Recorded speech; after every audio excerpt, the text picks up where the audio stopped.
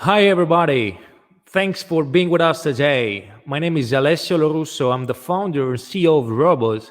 And today we're going to talk about local distributed manufacturing and the way to reshape the supply chain, reshoring production, bringing back it to America and Europe. We will have today incredible speakers, Professor Dale Tibodeau, Professor of Practice and Director of Supply Chain Forum at the University of Houston, and Mr. Mushahid Khan, the co-founder, board member, and CEO of Alchemy Industrial, Robot 3D Parts Center in Houston, Texas. I'll give the word to the Professor Dale Tibodeau. He will speak about the current supply chain and new possibilities for the future. Hello, I'm Dale Tibodeau, Professor of Practice in Supply Chain Management at the Bauer School of Business at the University of Houston main campus. I was asked by Roboze to talk a little bit about the evolution of supply chain and manufacturing. Let's start with some of the key historical drivers. Minimizing inventory level and JIT in the 1980s. I was involved in a Texas Instruments JIT pilot in College Station, Texas. We manufactured personal and business computers.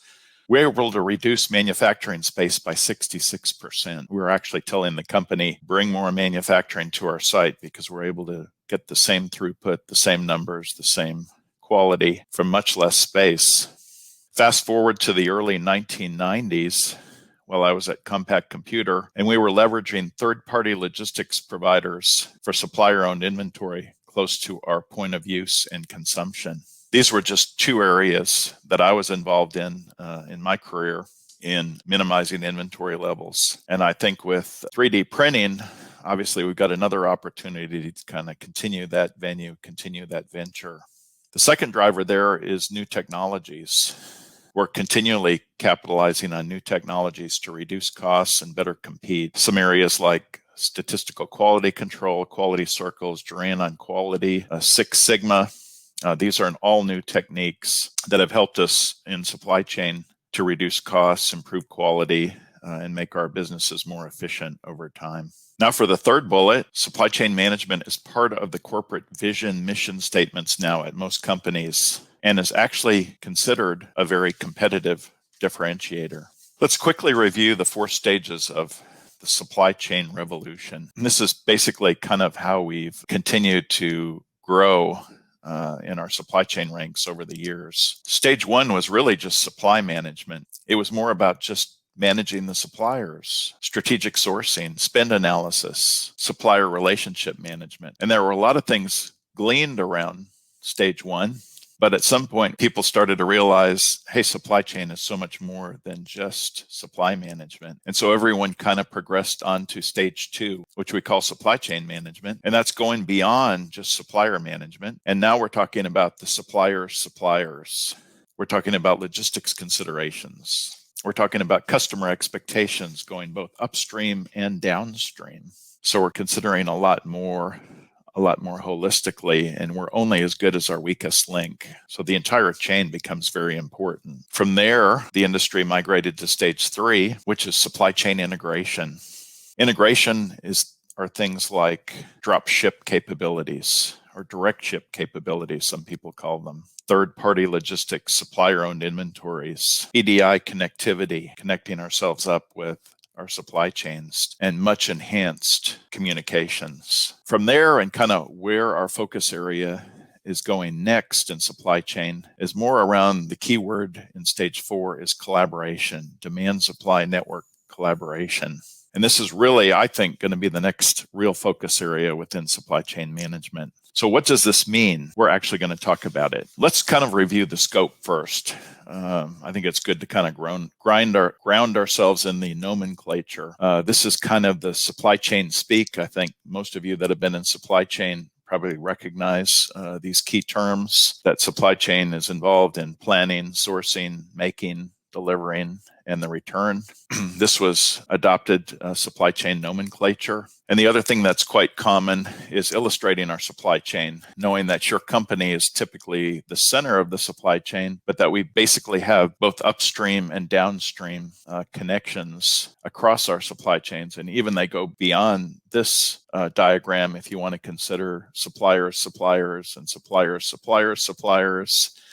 and customers, and on up the chain too. And so when you consider what many companies actually have, it's a pretty broad chain of all these events going on: the plan, source, make, deliver, return. So I wanted to give you that context before we actually start talking about the benefits and barriers of collaboration, which is kind of where supply chain management is going next. So let's discuss benefits and barriers. Why should we consider collaboration? Well, some of the benefits are increased sharing of information. And most people will tell you information and knowledge is power. And so the more knowledge we have, obviously, the more capable we are, the more we can do, the more competitive we can be. We're also looking for advantages across our competition. So if we've got competition that is not willing to collaborate, not willing to innovate and consider new ideas and new ways of doing things, obviously, we've got the opportunity to excel and get ahead. And the final real big benefit of collaboration is we structure and create much more productive relationships.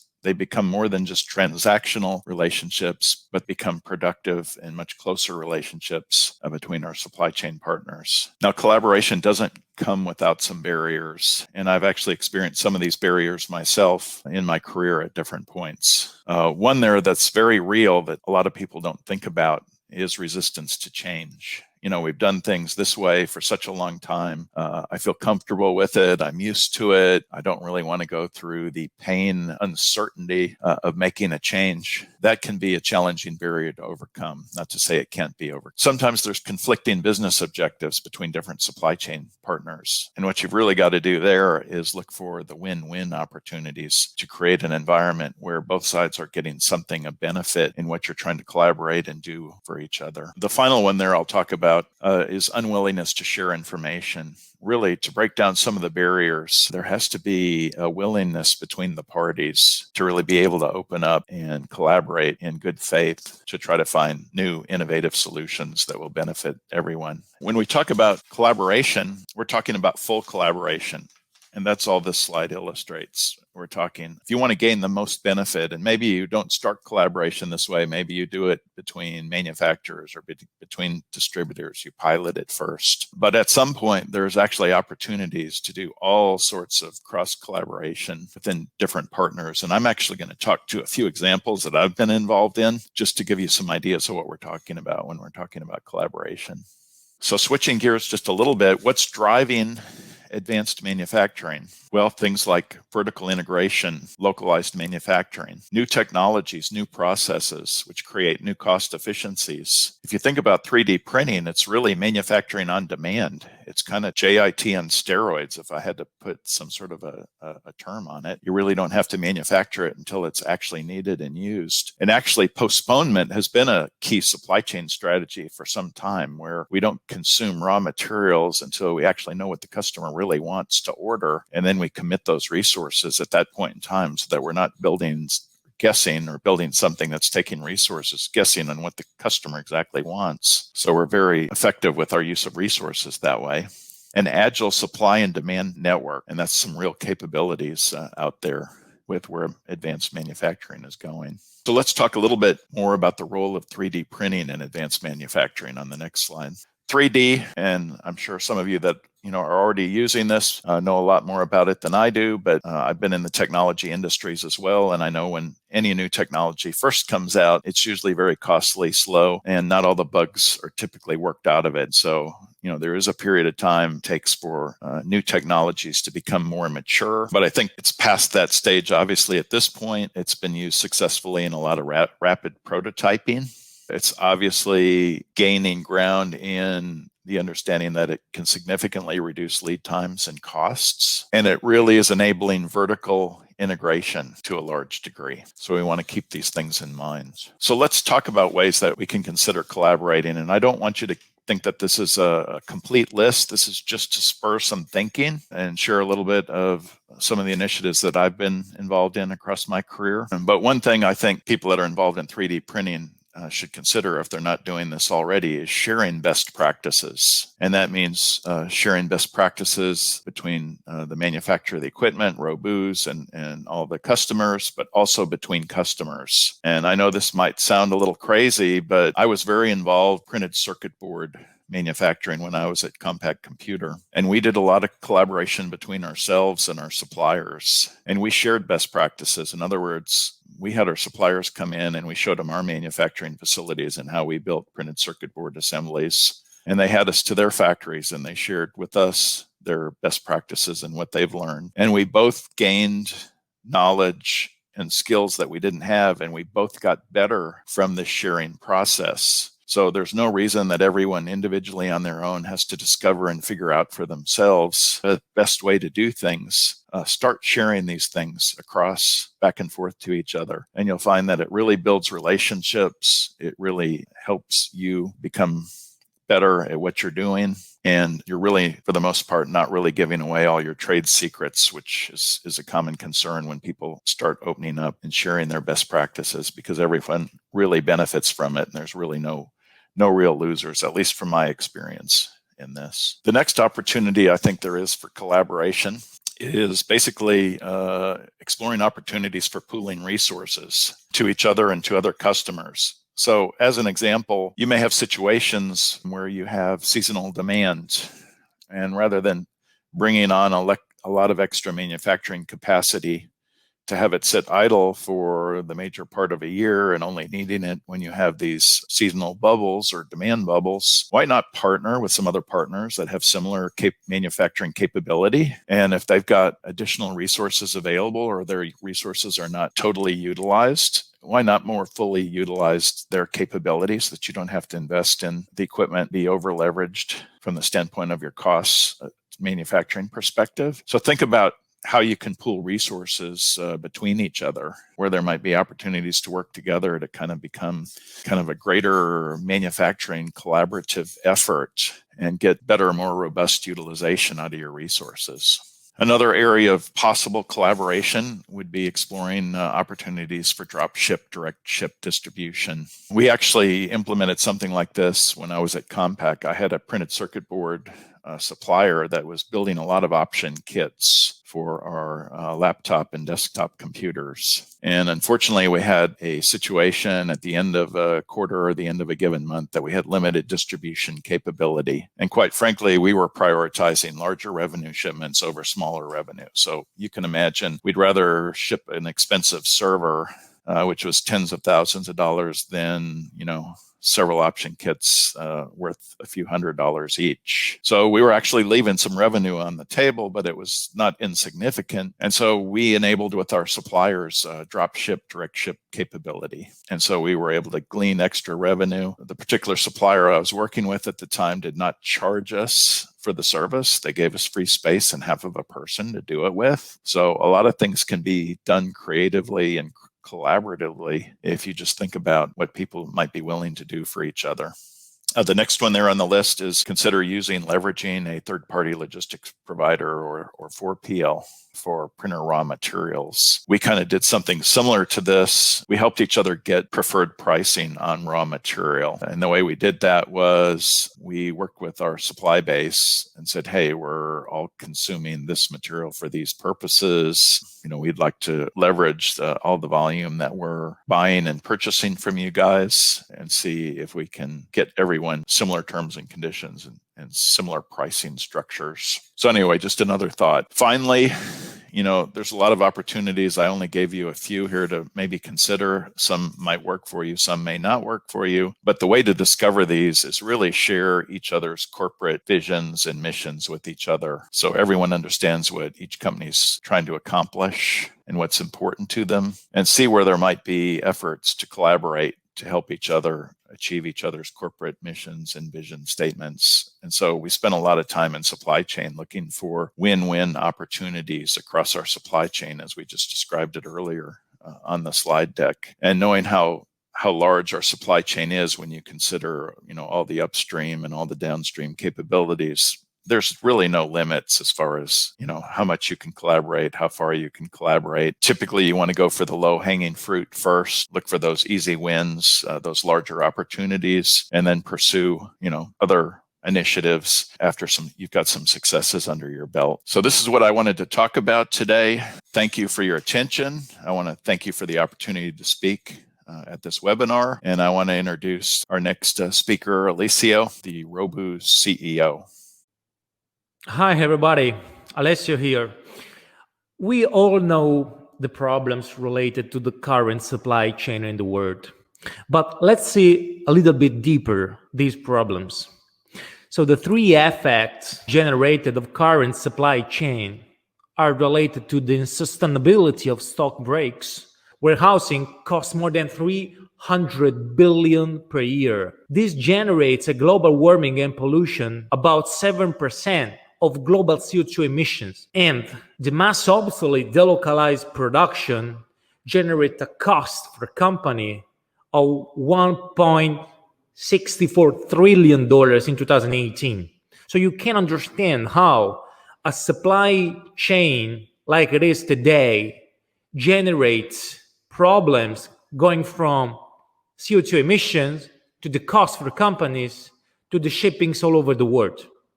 We are going to understand how additive manufacturing can meet these challenges and can provide new solutions for a more sustainable and efficient future. To solve some problems, we have to create the right solutions. 3D printing is currently one of the most sustainable and efficient ways to produce parts just in time and on demand. But to do this, and to do this in a scalable way, and to do this globally, we have to solve some current problems of the additive manufacturing technology. First, the inaccuracy of the technology. Most of printers were designed to produce prototypes, so they weren't designed and thought to produce accurate parts. So it means that the major part of 3D printers in the world work with belt technology, so belts made in rubber-like material. So this creates non-accurate 3D printing process, creates unpredictability of the printing process. And if you don't have the power to predict the results and to ensure the results over the time, you can't ensure medium, high volume production. The other point is the unstable and not scalable production process. So when you print a part, you have to consider a lot of things altogether. To realize production, we need to control a lot of things like the process, the material, the speed, the parameter, the software. So everything must be controlled to be really scalable and to be really useful for production purpose.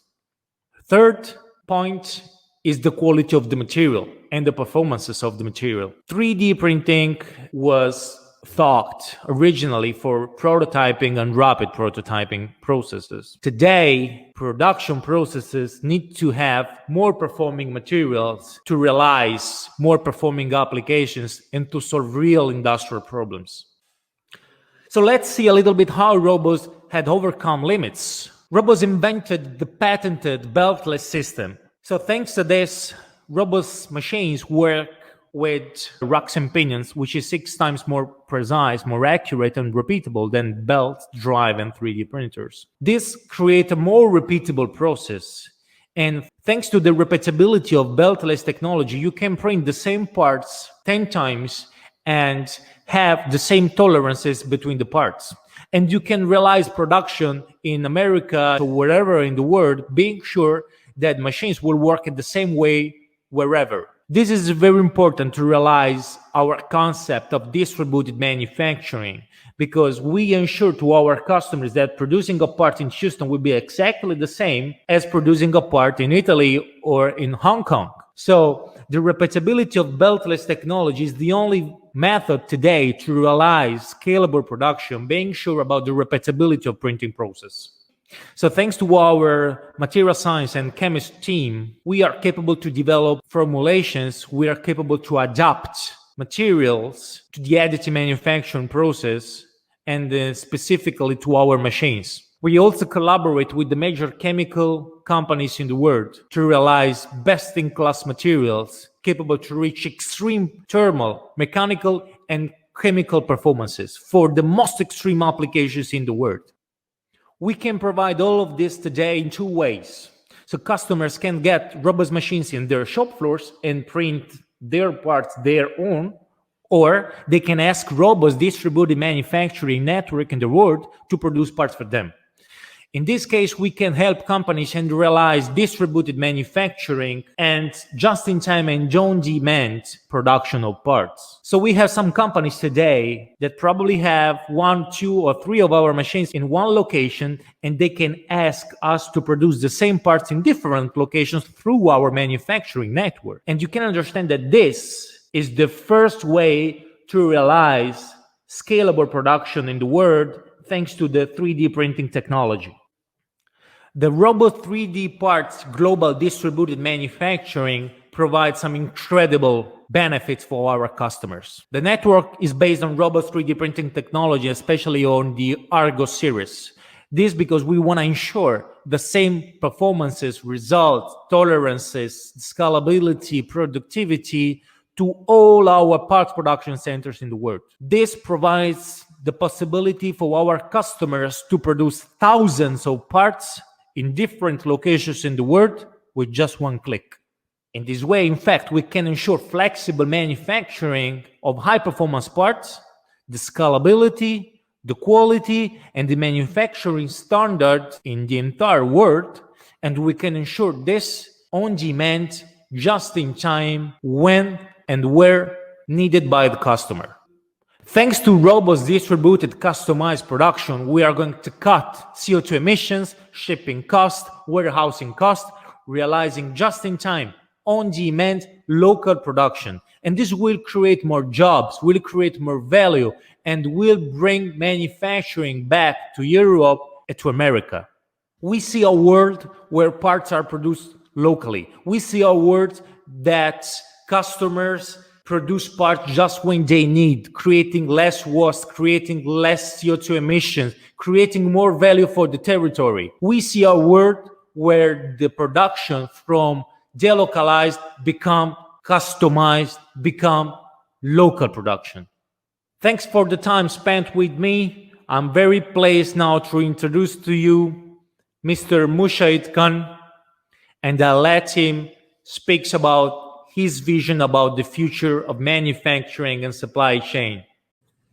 Well, thanks everyone for joining us. My name is Mushahid Khan, and I'm with Alchemy Industrial, a Houston-based additive manufacturing and engineering company. So we're really excited for all of you to join us on the webinar today. What I want to talk to you all about is how you go through your journey on transformation using additive manufacturing. And I think it's really important to begin with an understanding of where you want to go in the next 12 months. And this is less about your additive manufacturing journey, but more about what you want to achieve as a business, because your additive manufacturing goals have to fit within your business goals. So there's several things I think to think about in terms of what might be important to you. It could be cost reduction. I think a lot of people right now are trying to figure out how to reduce costs within their business and especially within their manufacturing business. Could it be faster time to market? I think there's a real premium in being able to produce products quicker for the marketplace than perhaps your competitors can. And what about quality? I think all of us would love to think that we've got great quality, but sometimes that's an important goal in terms of improving quality. And there could be a bunch of other things that are important to your customers. And